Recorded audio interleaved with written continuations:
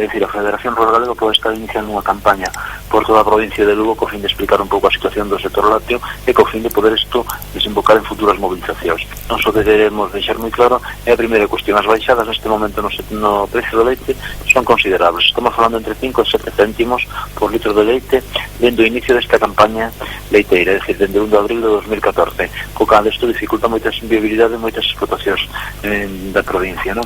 En segundo lugar, creo que todo isto estamos vendo que os contratos non están servindo absolutamente para nada. O único que che fan é tener o contrato ou firmas ou non che recollen o leite e para outra cousa non sirve. É dicir, non tens ninguna capacidade de decisión como gandeiro, como asociación, de poder incidir nunha negociación dos precios nin absolutamente para nada, co cal isto dificulta moitas veces a viabilidade deste sistema de contratos. En segundo lugar, nos queremos falar un pouco que esta situación, a parte da problemática que neste momento está vivindo con Rusia, pode agravar.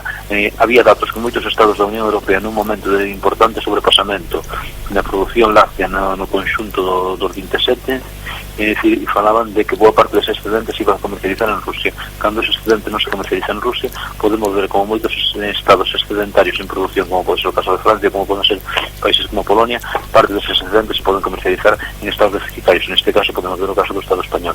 E toda esta situación, e vamos a ver, hai empresas que falan xa de novas baixas, esperemos que non se produzca, pero sí que están dificultando moito a viabilidade das nosas explotacións ante esta situación por parte da administración. Nos está facendo absolutamente mirando por outro lado sin pisar os pés na terra.